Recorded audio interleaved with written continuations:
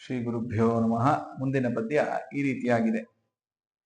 ಶ್ರುತಿ ತತಿಗಳಿಗೆ ಗೋಚರಿಸದ ಅಪ್ರತಿಮ ಜಾನಂದಾತ್ಮನಚ್ಯುತ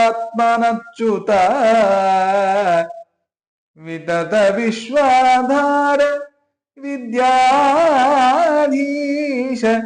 ವಿಧಿಜನಕ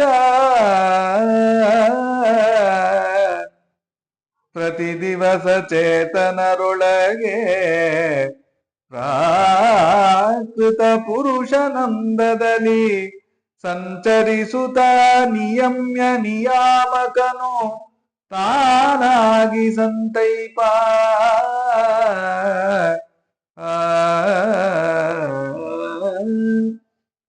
ಶ್ರುತಿತತಿಗಳಿಗೆ ಗೋಚರಿಸದ ಅಪ್ರತಿಮ ಅಜ ಆನಂದಾತ್ಮ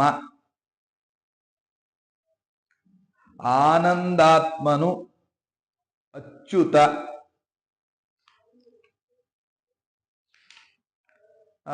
ವಿತತ ವಿಶ್ವಾಧಾರ ವಿದ್ಯಾಧೀಶ ವಿಧಿಜನಕ ಪ್ರತಿ ದಿವಸ ಚೇತನರೊಳಗೆ ಪ್ರಾಕೃತ ಪುರುಷನಂದದಲ್ಲಿ ಸಂಚರಿಸುತ್ತ ನಿಯಮ್ಯ ನಿಯಾಮಕನು ತಾನಾಗಿ ಸಂತೈಪ.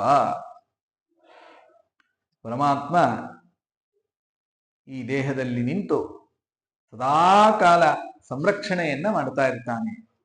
ಹೇಗೆ ಮಾಡ್ತಾನೆ ಅಂತಂದ್ರೆ, ಎಲ್ಲ ತತ್ವಾಭಿಮಾನಿ ದೇವತೆಗಳ ಮೂಲಕ ಈ ದೇಹದ ಒಳಗಡೆ ತನ್ನ ಸನ್ನಿಧಾನವನ್ನ ಇಟ್ಟು ತಾನು ಸಂರಕ್ಷಣೆಯನ್ನ ಮಾಡ್ತಾ ಇರ್ತಾನೆ ಅಂತ ಈ ಪದ್ಯದಲ್ಲಿ ದಾಸರಾಯರು ತಿಳಿಸ್ತಾ ಇದ್ದಾರೆ.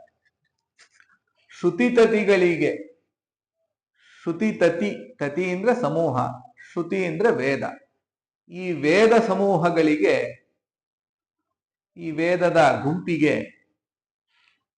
ಶ್ರುತಿತತಿಗಳಿಗೆ, ವೇದ ಸಮೂಹಕ್ಕೆ ಅಂತನೂ ಇಟ್ಕೊಳ್ಬಹುದು, ಅಥವಾ ವೇದ ಸಮೂಹಗಳಿಗೆ ಅಭಿಮಾನಿ ಆಗಿರ್ತಕ್ಕಂಥವಳು ಯಾರು? ರಮಾದೇವಿ. ರಮಾದೇವಿಯನ್ನು ಸ್ವೀಕಾರ ಮಾಡಬೇಕು. ಶ್ರುತಿತತಿಗಳಿಗೆ ಗೋಚರಿಸದ, ಇದಕ್ಕೂ ಕೂಡ ಸಾಕಲ್ಯೇನ ಪರಮಾತ್ಮ ನಿಲುಕೋದಿಲ್ಲ. ಅದಕ್ಕೆ ಯಥೋ ವಾಚೋ ನಿವರ್ತಂತೆ ಅಪ್ರಾಪ್ಯ ಮನಸಾ ಸಹ ಅಂತ ತಿಳಿಸ್ತಾ ಇದೆ. ಎಲ್ಲ ಮಾತುಗಳು ಪರಮಾತ್ಮನನ್ನ ಹೊಗಳಕ್ ಹೋಯ್ತಂತೆ. ಪರಮಾತ್ಮನನ್ನ ನಾವು ಕೊಂಡಾಡ್ತೇವೆ ಅಂತ ಎಲ್ಲ ವೇದಗಳು ಹೋದವು, ಆದರೆ ಎಲ್ಲ ವಾಪಸ್ ಬಂದುವಂತೆ. ಯಾಕೆ? ಪರಮಾತ್ಮನಲ್ಲಿರ್ತಕ್ಕಂತಹ ಗುಣಗಳನ್ನ ಎಣಿಸಲಾರದೆ ಎಲ್ಲವೂ ವಾಪಸ್ ಬಂದವು ಅಂತ ತಿಳಿಸುತ್ತೆ. ಯಥೋ ವಾಚಃ ನಿವರ್ತಂತೆ ಅಪ್ರಾಪ್ಯ ಮನಸಾ ಸಹ ಅಂತ ತಿಳಿಸುತ್ತೆ. ಆದ್ರಿಂದ ಯಾವ ಇಂದ್ರಿಯಗಳಿಗೂ ಗೋಚರನಾಗೋದಿಲ್ಲ ಪರಮಾತ್ಮ, ಯಾವ ಮಾತುಗಳಿಗೂ ಪರಮಾತ್ಮ ನಿಲುಕೋದಿಲ್ಲ, ಸಾಕಲ್ಯನ ನಿಲುಕೋದಿಲ್ಲ. ರಮಾದೇವಿಯರಿಗೆ ನಿಲುಕೋದಿಲ್ಲ ಅಂತಂದ್ಮೇಲೆ ಇನ್ನು ಸಾಮಾನ್ಯರ ಪಾಡೇನು ಅಲ್ವಾ? ಗೋಚರಿಸದ ಅಂತಹ ಗುಣವನ್ನ ಹೊಂದಿದ್ದಾನೆ. ಸಾಕಲ್ಯೇನ ಅವನನ್ನ ತಿಳ್ಕೊಳ್ಳಕ್ಕಾಗದೇ ಇರುವಷ್ಟು ಗುಣಗಳನ್ನ ಪರಮಾತ್ಮ ಹೊಂದಿದ್ದಾನೆ ಅಂತ ಅರ್ಥ. ಶ್ರುತಿ ತತಿಗಳಿಗೆ ಗೋಚರಿಸದ ಅಪ್ರತಿಮಾ ಅಂದ್ರು. ಇವನಿಗೆ ಸದೃಶರಾದಂತಹ ವ್ಯಕ್ತಿ ಮತ್ತೊಬ್ಬರಿಲ್ಲ. ಅಪ್ರತಿಮ ಅಜ, ಜನಿರಹಿತತ್ವಾತ್ ಅಜಃ ಅಂತ. ಇವನಿಗೆ ಜನನ ಇಲ್ಲ, ಜನನೇ ಉತ್ಪತ್ತಿಯೇ ಇಲ್ಲ, ಉತ್ಪತ್ತಿಯೇ ಇಲ್ಲ. ಆದ್ರಿಂದ ಇವನಿಗೆ ಅಜ, ಅಪ್ರತಿಮ ಜ ಅಂತ ಇದೆ, ಅದನ್ನ ಬಿಡಿಸ್ಬೇಕು. ಅಪ್ರತಿಮ ಅಜ ಅಂತ ಬಿಡಿಸ್ಬೇಕು. ಅಜ ಅಚ್ಯುತ ಅಂದ್ರು. ಅಚ್ಯುತ ಅಂತಂದ್ರೆ ಚ್ಯುತಿ, ಚ್ಯುತ ಅಂದ್ರೆ ನಾಶ, ಚ್ಯುತಿ ಅಂದ್ರೆ ನಾಶ, ಅದರಿಂದ ದೂರನಾದವನು ಅಂತ ಅರ್ಥ, ನಾಶರಹಿತ ಅಂತ ಅರ್ಥ. ಅಚ್ಯುತ. ವಿತತ, ವಿತತ ಅಂತಂದ್ರೆ ಎಲ್ಲ ಕಡೆಯಲ್ಲೂ ವ್ಯಾಪ್ತ. ಈ ದೇಹದಲ್ಲಿ, ಈ ಇಂದ್ರಿಯಗಳಲ್ಲಿ, ಇಡೀ ಬ್ರಹ್ಮಾಂಡದಲ್ಲಿ, ತತ್ವಾಭಿಮಾನಿ ದೇವತೆಗಳಲ್ಲಿ, ಎಲ್ಲಾ ಕಡೆಯಲ್ಲೂ ವ್ಯಾಪ್ತ. ಅದಕ್ಕೆ ವ್ಯಾಪ್ತಿ ಸಂಧಿಯಲ್ಲಿ ತಂದಿದ್ದಾರೆ. ವಿತತ ಆಯ್ತಾ? ಬ್ರಹ್ಮಾಂಡದ ಅಂದ್ರೆ ಬ್ರಹ್ಮಾಂಡದ ಒಳಗೂ ಇದ್ದಾನೆ, ಬ್ರಹ್ಮಾಂಡದ ಹೊರಗೂ ಇದ್ದಾನೆ. ಅಂತರ್ಬಹಿಶ್ಚ ತತ್ಸರ್ವಂ ವ್ಯಾಪ್ಯ ನಾರಾಯಣ ಸ್ಥಿತ. ಎಲ್ಲ ಕಡೆಯಲ್ಲೂ ವ್ಯಾಪ್ತನಾಗಿದ್ದಾನೆ ಪರಮಾತ್ಮ. ವಿಶ್ವಾಧಾರ ಇಡೀ ಬ್ರಹ್ಮಾಂಡಕ್ಕೆ ಆಧಾರಭೂತನಾಗಿದ್ದಾನೆ ಪರಮಾತ್ಮ. ಇಡೀ ವಿಶ್ವಕ್ಕೆ ಆಧಾರ, ಬ್ರಹ್ಮಾಂಡಕ್ಕೆ ಆಧಾರ ರೂಪನಾಗಿ ಪರಮಾತ್ಮ ತಾನು ಇದ್ದಾನೆ. ಇದು ಒಂದರ್ಥ. ಇನ್ನೊಂದರ್ಥವನ್ನ ಹೇಳ್ತಾರೆ. ವಿಶ್ವ ಅಂತಂದ್ರೆ ನಮಗೆ ಗೊತ್ತಿದೆ, ಜಾಗೃತ ಅವಸ್ಥೆಗೆ ಪ್ರೇರಕವಾಗಿರ್ತಕ್ಕಂತಹ ರೂಪ ಯಾವುದು? ಅದು ವಿಶ್ವ. ಸ್ವಪ್ನಾವಸ್ಥೆಗೆ ತೈಜಸ, ಸುಷುಪ್ತಿ ಅವಸ್ಥೆಗೆ ಪ್ರಾಜ್ಞ. ವಿಶ್ವ, ತೈಜಸ, ಪ್ರಾಜ್ಞ ಅಂತ 3 ರೂಪಗಳಿದೆಯಲ್ಲ. ಆ 3 ರೂಪಗಳಲ್ಲಿ ಈ ವಿಶ್ವ ಅನ್ನುವಂತಹ ಹೆಸರಿಂದ ಪರಮಾತ್ಮ ಎಲ್ಲಿರ್ತಾನೆ ಅಂದ್ರೆ ಈ ಬಲಗಣ್ಣಿನಲ್ಲಿ ಇರ್ತಾನೆ. ಈ ಬಲಗಣ್ಣಿನಲ್ಲಿ ಏನು ಮಾಡ್ತಾನೆ? ಜಾಗೃತ ಅವಸ್ಥೆಗೆ ಪ್ರೇರಕನಾಗಿರ್ತಾನೆ. ಅಂದ್ರೆ ಇವತ್ತೇನು ನಮ್ಮ ಕಣ್ಣುಗಳಿಗೆ ಪದಾರ್ಥಗಳು ಕಾಣಿಸುತ್ತೆ, ಈ ಪದಾರ್ಥಗಳ ಆ ವಿಷಯಗಳನ್ನ ನಾವೇನು ಅನುಭವಿಸ್ತೇವೆ, ಇದೆಲ್ಲವೂ ಆಗೋದು ಜಾಗೃತ ಅವಸ್ಥೆಯಲ್ಲಿ. ಆದ್ರಿಂದ ವಿಶ್ವ ಅನ್ನೋ ಶಬ್ದದಿಂದ ಈ ಎಲ್ಲ ಇಂದ್ರಿಯಗಳಿಗೆ ಎಚ್ಚರಿಕೆಯನ್ನ ಪರಮಾತ್ಮ ಕೊಡ್ತಾನಂತೆ. ಅದಕ್ಕೆ ವಿಶ್ವ ಅನ್ನೋ ಶಬ್ದದಿಂದ ಇಷ್ಟನ್ನ ಸಂಗ್ರಹ ಮಾಡಿದ್ದಾರೆ ಅಂತ ನಮಗೆ ಸಂಕರ್ಷಣ ಬಡಿಯರು ತಿಳಿಸ್ತಾರೆ. ಆಧಾರ ಅಂತ ಇದು ಜಾಗೃತ ಅವಸ್ಥೆಯಲ್ಲಿ ಆಯ್ತು. ಆಧಾರ ಅಂತಂದ್ರೆ ಯಾವಾಗ ಆಧಾರ? ಆ ಮಹಾಪ್ರಳಯ ಕಾಲ ಬರುತ್ತಲ್ಲ, ಆ ಮಹಾಪ್ರಳಯ ಕಾಲದಲ್ಲೂ ಕೂಡ ಎಲ್ಲ ಜೀವರಾಶಿಗಳನ್ನ ತನ್ನ ಉದರದಲ್ಲಿ ಇಟ್ಕೊಳ್ತಾನೆ. ಉದರದಲ್ಲಿ ಇಟ್ಟಾಗ ಎಲ್ಲರಿಗೂ ಆಧಾರನಾಗಿರ್ತಕ್ಕಂಥವನು ಯಾರು? ಅವನೇ ನಾರಾಯಣ, ವಿಶ್ವಾಧಾರ. ಅಂತಹ ಮಹಾಪ್ರಳಯ ಕಾಲದಲ್ಲೂ ಕೂಡ ಪರಮಾತ್ಮ ಜೀವಾಂತರ್ಗತನಾಗಿ ಆ ಮೂಲ ಪ್ರಕೃತಿ, ಜಡ ಪ್ರಕೃತಿ, ಇದು ಎಲ್ಲದರ ಒಳಗಡೆ ಅಂತರ್ಯಾಮಿಯಾಗಿದ್ದು ಎಲ್ಲವನ್ನ ತನ್ನ ಉದರದಲ್ಲಿ ಇಟ್ಟುಕೊಂಡು ಅವರಿಗೆಲ್ಲ ಆಧಾರನಾಗಿ ಪರಮಾತ್ಮ ಇರ್ತಾನೆ. ಅದಕ್ಕೆ ವಿಶ್ವಾಧಾರ ಅಂತ ಕರೀತಾ ಇದ್ದಾರೆ. ಇನ್ನು ವಿದ್ಯಾಧೀಶರು. ವಿದ್ಯಾ ಅಂತಂದ್ರೆ ಯಾರು ಜ್ಞಾನವನ್ನ ಹೊಂದಿದ್ದಾರೆ, ಯಾರು ಬ್ರಹ್ಮರುದ್ರಾದಿ ಸಮಸ್ತ ದೇವತೆಗಳು, ಅವರಿಗೆಲ್ಲ ಈಶಾ, ಒಡೆಯ, ವಿದ್ಯಾಧೀಶ. ವಿದ್ಯೆಗೆ ಅಭಿಮಾನಿಯಾಗಿರ್ತಕ್ಕಂತಹ ಎಲ್ಲ ದೇವತೆಗಳಿಗೆ ಸ್ವಾಮಿ ಆಗಿರ್ತಕ್ಕಂಥವನು ವಿದ್ಯಾಧೀಶ. ಅಥವಾ ವಿದ್ಯಾ ಅಂತ ಅಂದ್ರೆ ಪರಾಪರ ವಿದ್ಯೆಗಳಿದೆಯಲ್ಲ, ದ್ವೇ ವಿದ್ಯೆ ವೇದಿತವ್ಯೆ ಪರಾಚೈವ ಅಪರಾಚ ಅನ್ನತ್ತೆ ಉಪನಿಷತ್ತು. ಅಥರ್ವಣೋಪನಿಷತ್ತಿನಲ್ಲಿ ಬರುತ್ತೆ. ದ್ವೇ ವಿದ್ಯೆ ವೇದಿತವ್ಯ, 2 ವಿದ್ಯೆಗಳಂತ ತಿಳ್ಕೊಳ್ಬೇಕು. ಪರಾಚೈವ ಅಪರಾಚ. ಈ ಪರವಿದ್ಯೆಗೂ ನಿಯಾಮಕ ಅವನೇ, ಅಪರವಿದ್ಯೆಗೂ ನಿಯಾಮಕ ಅವನೇ. ಅಂದ್ರೆ ಸ್ವಾಮಿ ಆಗಿರ್ತಕ್ಕಂಥವನು ಅವನೇ. ಆದ್ರಿಂದ ವಿದ್ಯಾಧೀಶ ಅಂತ ಹೀಗೆ ಇನ್ನೊಂದರ್ಥ ವಿದ್ಯಾಧೀಶ. ಇನ್ನು ವಿಧಿಜನಕ ಅಂದ್ರು. ವಿಧಿ ಅಂದ್ರೆ ಚತುರ್ಮುಖ ಬ್ರಹ್ಮದೇವರು. ಬ್ರಹ್ಮದೇವರಿಗೆ ತಂದೆಯಾಗಿರ್ತಕ್ಕಂತಹ ಪರಮಾತ್ಮ ಸರ್ವೋತ್ತಮನಾಗಿದ್ದಾನೆ. ವಿಧಿಜನಕ. ಅವನೇನು ಮಾಡ್ತಾನೆ ಅಂದ್ರೆ ಪ್ರತಿ ದಿವಸ, ಪ್ರತಿನಿತ್ಯದಲ್ಲೂ ಕೂಡ, ಪ್ರತಿ ದಿವಸ ಅಥವಾ ಪ್ರತಿಯೊಂದು ಕಲ್ಪಗಳಲ್ಲೂ ಕೂಡ ತಾನು ಅವತಾರವನ್ನ ಮಾಡ್ತಾನೆ. ಏನು ಮಾಡ್ತಾನೆ ಅವತಾರವನ್ನ ಮಾಡಿ? ಚೇತನರೊಳಗೆ ಪ್ರಾಕೃತ ಪುರುಷನಂದದಲ್ಲಿ. ಚೇತನರ ಒಳಗಡೆ ಅಂದ್ರೆ ಈ ಪ್ರಕೃತಿಯ ಸಂಬಂಧವನ್ನ ಯಾರು ಹೊಂದಿರ್ತಾರೆ, ಆ ಚೇತನರ ಒಳಗಡೆ ತಾನು ಕೂಡ ಸೇರ್ಕೊಳ್ತಾನಂತೆ. ಹೇಗೆ ಅಂತಂದ್ರೆ ಪ್ರಾಕೃತ ಪುರುಷ ನಂದದಲ್ಲಿ. ಈ ಪ್ರಕೃತಿಯ ಸಂಬಂಧವನ್ನ ಹೊಂದಿರತಕ್ಕಂತಹ ಸಾಮಾನ್ಯ ಸಾಧಾರಣ ಮನುಷ್ಯರು ಹೇಗಿರ್ತಾರೋ ಹಾಗೆ ಅವರೊಳಗಡೆ ತಾನು ಒಬ್ಬನಾಗಿರ್ತಾನಂತೆ. ಪ್ರಾಕೃತ ಪುರುಷಾನಂದದಲ್ಲಿ ಸಂಚರಿಸುತ್ತಾ ಅಂತಾರೆ. ಬಾಹ್ಯದಲ್ಲಿ ಸಂಚಾರವನ್ನ ಮಾಡ್ಕೊಂಡಿರ್ತಾನಂತೆ.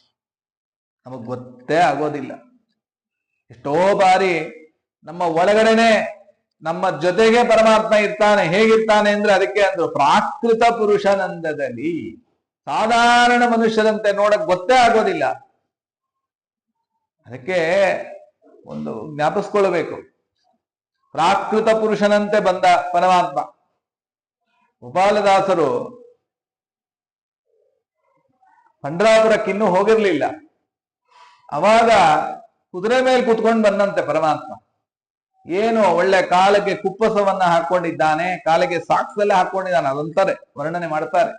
ನೀಲ ಕುದುರೆಯ ನೇರಿ, ಒಳ್ಳೆ ನೀಲಿ ಬಣ್ಣದ ಕುದುರೆಯನ್ನ ಏರಿಕೊಂಡು ಚೆನ್ನಾಗಿ ಕತ್ತಿಯನ್ನೆಲ್ಲ ಹಿಡ್ಕೊಂಡು ಒಳ್ಳೆ ರಾಜನ ತರ ಒಂದು ವೇಷವನ್ನ ಹಾಕೊಂಡು ಪರಮಾತ್ಮ ಬಂದಿದ್ದಾನೆ.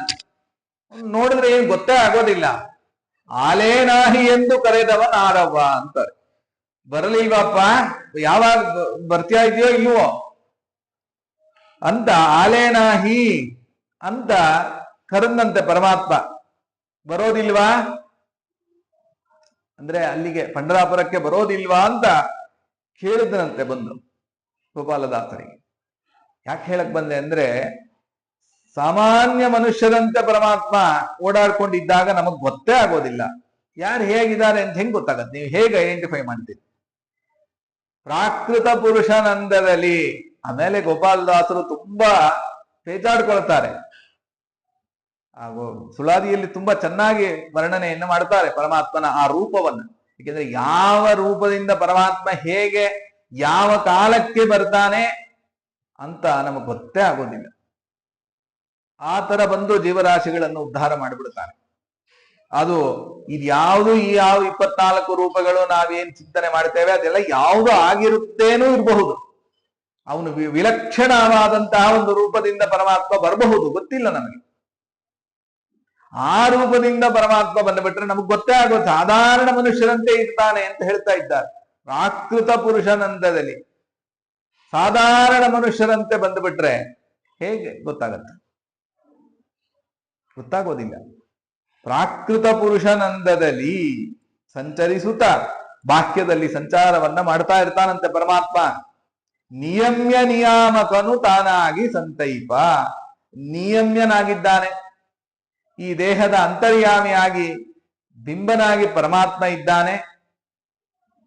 ಅದಕ್ಕೆ ಬಿಡಿಸ್ತಾರೆ, ನಿಯಮ್ಯ ಅಂತಂದ್ರೆ ತದ್ಗತಃ ಅಂತ ಜಮಖಂಡಿ ವಾದರಾಚಾರ ಅಂತಾರೆ. ತದ್ಗತಃ ಅದ್ರೊಳಗಡೆ ಅಂತ. ಯಾವ್ದೊಳಗಡೆ? ದೇಹದ ಅಂತರ್ಯಾಮಿಯಾಗಿ ಪರಮಾತ್ಮ ಬಿಂಬರೂಪಿಯಾಗಿ ನಿಂತು ನಿಯಾಮಕನು ಆ ದೇಹಕ್ಕೆ ಇಂದ್ರಿಯಗಳಿಗೆಲ್ಲ ನಿಯಾಮಕನಾಗಿದ್ದಾನೆ. ಅಂದ್ರೆ ಎಲ್ಲ ತತ್ವಾಭಿಮಾನಿ ದೇವತೆಗಳು, ತತ್ವಾಭಿಮಾನಿ ದೇವತೆಗಳ ಶರೀರ, ಆ ಶರೀರಕ್ಕೂ ನಿಯಾಮಕನಾಗಿರ್ತಕ್ಕಂಥವನು ಪರಮಾತ್ಮ. ನಿಯಮ್ಯ ನಿಯಾಮಕನು ತಾನಾಗಿ ಸಂತೈಪ, ತಾನಾಗಿ ತಾನೇ ಆಗಿರ್ತಾನೆ. ಸ್ವತಂತ್ರನಾಗಿದ್ದಾನೆ ಪರಮಾತ್ಮ. ಪರಮಾತ್ಮನನ್ನ ಬಿಟ್ಟು ಯಾರು ಬೇರೆಯವರು ಯಾರು ಇಲ್ಲ. ತಾನಾಗಿ ಸಂತೈಪ, ಭಕ್ತರಿಗೆ ಬರುವಂತಹ ಎಲ್ಲ ಬಾಧೆಗಳನ್ನ ಪರಿಹಾರ ಮಾಡ್ತಾನೆ. ಏನೇನು ಬಾಧೆ ಬಂದ್ರೂ ಕೂಡ, ಏನೋ ಅನಿಷ್ಟಗಳಾಗಬೇಕಾಗಿರತ್ತೆ, ಅದು ಎಲ್ಲವನ್ನು ಕೂಡ ಪರಮಾತ್ಮ ಪರಿಹಾರವನ್ನ ಮಾಡ್ತಾನೆ. ಹೀಗೆ ಚಿಂತನೆಯನ್ನ ಮಾಡಿದಾಗ ತಾನಾಗಿ ಸಂತೈಪ. ಸಂತೈಪ ಅಂತಂದ್ರೆ ರಕ್ಷಣೆ ಮಾಡ್ತಾನೆ ಅಂತ ಅರ್ಥ. ಭಕ್ತರನ್ನ ಸಂರಕ್ಷಣೆ ಮಾಡ್ತಾನೆ ಅಂತ ಅದನ್ನು ತಿಳಿಸ್ತಾ ಇದ್ದಾರೆ. ಹೀಗೆ ಪರಮಾತ್ಮನನ್ನ ಚಿಂತನೆ ಮಾಡಬೇಕು. ಎಲ್ಲ ಶ್ರುತಿಗಳ ಸಮೂಹಕ್ಕೂ ಕೂಡ ನಿಲುಕದೇ ಇರತಕ್ಕಂತಹ ವ್ಯಕ್ತಿ, ಅಸದೃಶನಾಗಿರ್ತಕ್ಕಂಥವನು, ಜನನ ಶೂನ್ಯನಾಗಿರ್ತಕ್ಕಂಥವನು, ಆನಂದಾತ್ಮ ಅಂತಾರೆ. ಆನಂದವನ್ನೇ ಆತ್ಮ, ಇದನ್ನ ಹೇಳಲಿಲ್ಲ. ಆನಂದಾತ್ಮ, ಆನಂದವನ್ನೇ ಸ್ವರೂಪವನ್ನಾಗಿ ಹೊಂದಿದ್ದಾನೆ. ಅದನ್ನೇ ಓಂ ಆನಂದಮಯೋ ಅಭ್ಯಾಸ ಅನ್ನುವಂತಹ ಸೂತ್ರವು ತಿಳಿಸ್ತಾ ಇದೆ ಅಲ್ವಾ. ಆನಂದಾತ್ಮ, ಆನಂದಾತ್ಮನು ಅಚ್ಯುತ, ನಾಶರಹಿತನಾಗಿದ್ದಾನೆ, ಸರ್ವತ್ರ ವ್ಯಾಪ್ತನಾಗಿದ್ದಾನೆ. ಜಾಗೃತ ಅವಸ್ಥೆ ಮತ್ತೆ ಮಹಾಪ್ರಳಯ ಕಾಲಕ್ಕೆ ಅಂದ್ರೆ ಸೃಷ್ಟಿಕಾಲ, ಸ್ಥಿತಿಕಾಲ, ಪ್ರಳಯ ಕಾಲ ಎಲ್ಲದಕ್ಕೂ ಕೂಡ, ಎಲ್ಲಾ ಕಾಲದಲ್ಲೂ ಕೂಡ ಇಡೀ ವಿಶ್ವಕ್ಕೆ ಆಧಾರನಾಗಿದ್ದಾನೆ. ವಿದ್ಯಾಧೀಶನಾಗಿದ್ದಾನೆ. ವಿದ್ಯೆಯನ್ನ ಹೊಂದಿರತಕ್ಕಂತಹ ಬ್ರಹ್ಮರುದ್ರಾದಿಗಳಿಗೆಲ್ಲ ಒಡೆಯನಾಗಿದ್ದಾನೆ. ಬ್ರಹ್ಮದೇವರಿಗೆ ಜನಕನಾಗಿದ್ದಾನೆ. ಹೀಗೆ ಇರ್ತಕ್ಕಂತಹ ಪರಮಾತ್ಮ ಅವನು ಅಜ ಅಂತಂದ್ರೂ ಕೂಡ ನೋಡಿ, ಅವನು ಪ್ರಾಕೃತ ಪುರುಷನಂತೆ ಇರ್ತಾನೆ. ಪ್ರಾಕೃತ ಪುರುಷನಂತೆ, ಸಾಧಾರಣ ಮನುಷ್ಯರಂತೆ ಚೇತನರ ಒಳಗಡೆ ತಾನು ಪ್ರತಿ ದಿವಸ ಪ್ರತಿನಿತ್ಯದಲ್ಲೂ ಕೂಡ ಸಂಚಾರವನ್ನ ಮಾಡಿಕೊಂಡಿರ್ತಾನೆ ಅಂತ. ಹೀಗೆ ಮಾಡ್ತಾ ಏನ್ ಮಾಡ್ತಾನೆ?